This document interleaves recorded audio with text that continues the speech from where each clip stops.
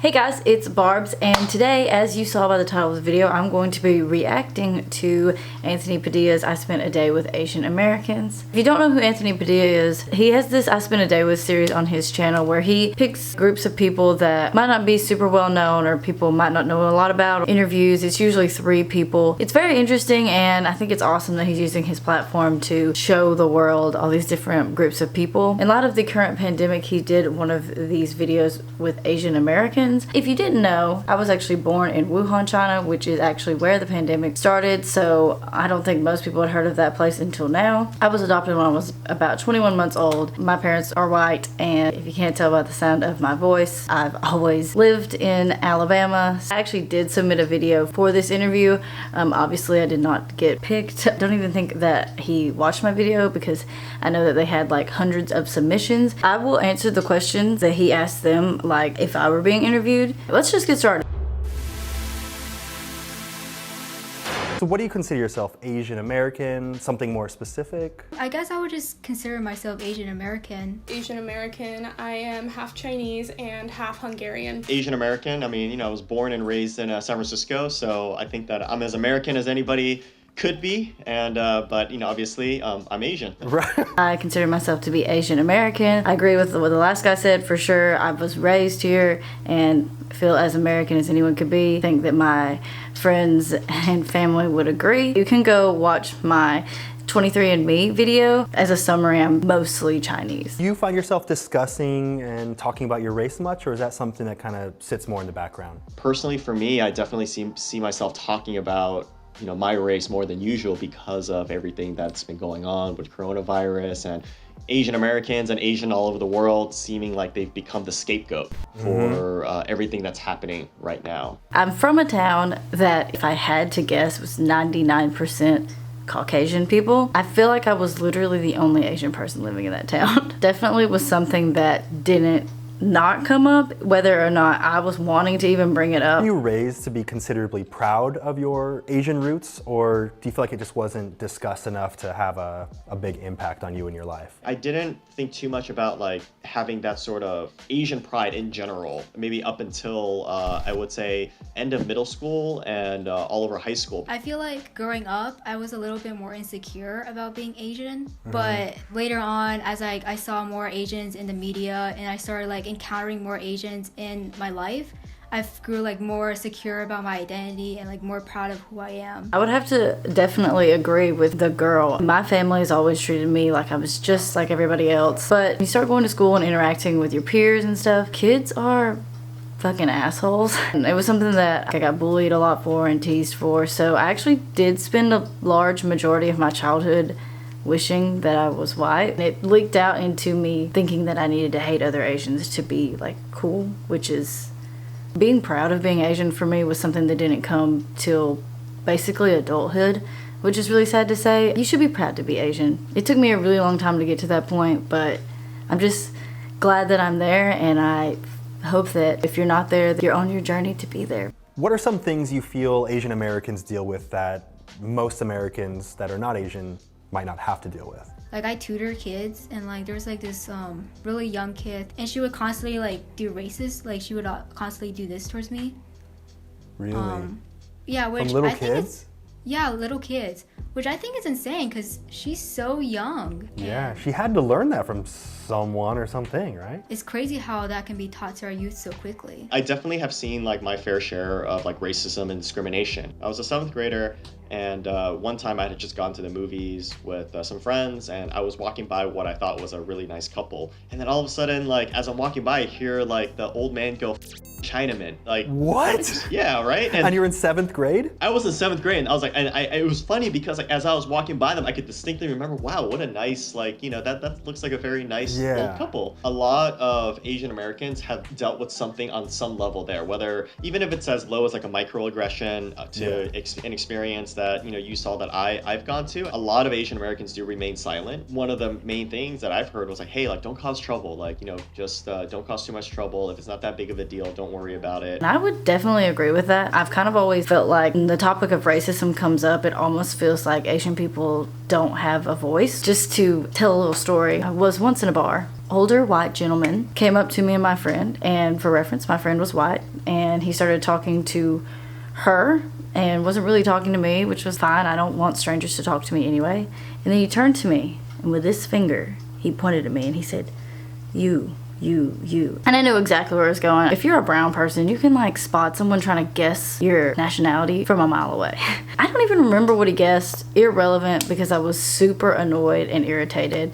And I just gave him a short answer and was like, I'm from China. You know, I was just trying to give him the benefit of the doubt. And then he said to me, I don't mind the Chinese. As if the world revolved around what he minded. And then he told me something really racist about black people and Mexican people. He really just encompassed everyone that wasn't white. By far the most racist experience of my life. For my friend at the time, it was very eye-opening for her. She had never witnessed or experienced anything like that. I'm not glad that it happened, but I'm glad that I was there with her to basically let her have a peek into that world, because she told me that honestly she had just no idea that things like that even happened. Have you ever felt someone having false expectations of you just based solely on your race? All throughout my years in school, people kind of expected that since I'm Asian that I would be like a lot smarter than everyone, and they would like always like pick on me to be with them in their group project. That's definitely not the case, because like anyone could be like really smart.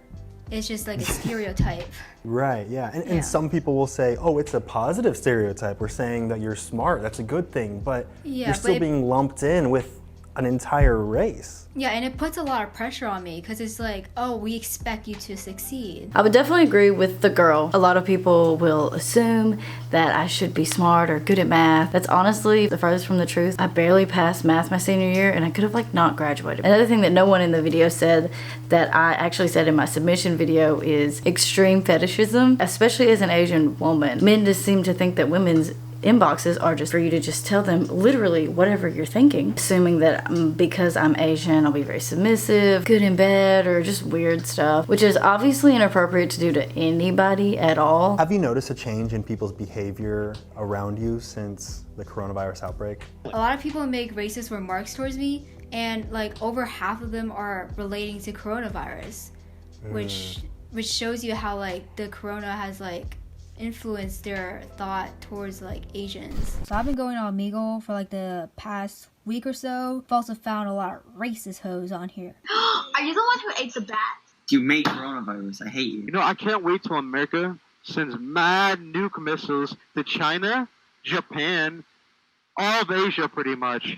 They're going to literally eliminate everyone with eyeballs like this. I do think that I have noticed people glancing at me more going out in public, and I don't want to assume, but to watch her being on Omegle, my first thought was, I didn't even know Omegle still existed. I used to love that shit. But then the second thing was just like how crazy it is that people feel comfortable with saying that to another person. And I also have to laugh a little bit at the one guy that was trying to name Asian countries and literally couldn't name more than 2.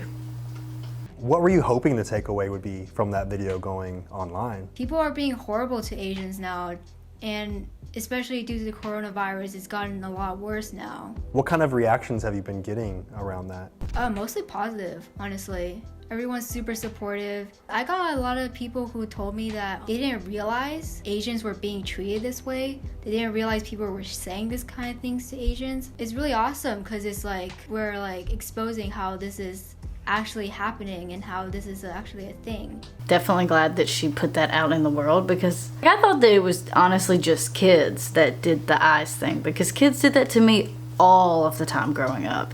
And I just assumed that when you become a regular adult, you realize that's really fucking rude. How do you feel when some people with less empathy express that, you know, they can't make jokes like they used to, that people are too sensitive regarding racism and things like that? You got to evolve. Some of these jokes perpetuate pain in some of these people and some of these things that they don't really want to, get back to. It's not up to you to decide whether this person should be offended or not if it doesn't really relate to you and if you have not walked in this person's shoes before. I couldn't agree more. An effort that everyone could make is when you hear people saying things that are racist but might not seem like it, like when people do things like, he's black, Like, it's not a secret. Those sort of things, or just spreading misinformation or reacting to something based on the fact that they don't have all the information, speak up, because I've always kept silent, and pretty recently I corrected somebody or gave someone the new information, and the way they took it was, oh, I had no idea about that. That's, I feel like, most people. I mean, you're definitely going to get to people that are just set in their ways, but a lot of people just don't know. Slushy wants to know if you ever get treated like you're a foreigner. I mean, sometimes, because a lot of people will like ask me where I'm from, and of course my answer is America, because I was born in America. But then they would go on to be like, no, where are you really from? I hear like, so many people get that. I've gotten that my entire life. I like to think that most people, it's a curiosity thing. They don't mean it to be rude or insensitive. But I think that, again, educating your friends that are curious about this stuff, teaching them the best way to ask it. What is your ethnicity? Or, you know, what is your heritage?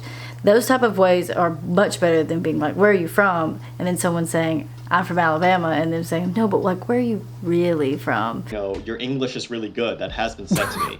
Or, no, I swear. Wow. How do you feel about the way Asian Americans are portrayed in film and television? I think that it's definitely getting better in recent years. It was no secret that we were pushed towards more stereotypical roles, where it's like playing the foreigner. You know, Asian men were very emasculated. Asian women were like more pushed towards submissive or dragon lady. But I think that now, especially like in the last 2 years, with Crazy Rich Asians, with Parasite that just won like, you know, multiple Academy Awards, unprecedented. You know, TV shows like Fresh Off the Boat or Kim's Convenience, all these things that paint Asian Americans more in a diverse, you know, environment. I think that's definitely helping a lot. I definitely agree with him. Lana Condor in To All the Boys I've Loved, she does not play an Asian stereotype at all. She plays an Asian American, just like me, who was raised in America and just happens to have an Asian heritage. What do you think the biggest misconception is about Asian Americans in general? Asians and Asian Americans are different. You know, we, you know, completely different culture. We believe in, you know, different things, especially since we're raised, you know, under American culture. We're raised, we consumed American media. Maybe I look different than you, but I think I am just as American as you guys. If you want to know a little bit more about perspective on that, Hassan Minhaj has a stand-up on Netflix called Homecoming, but it is a great perspective on growing up in America versus your parents being first-generation immigrants. We're all just people, no matter what country we have a citizenship in. Just treating each other like humans and treating each other like you would want to be treated is just an easy way to put it. I just thought it would be interesting to put my perspective out there. I love what Anthony Padilla is doing. Definitely give him a follow. Watch the original video. Thank you guys so much for watching, and I'll see you in the next one. Bye.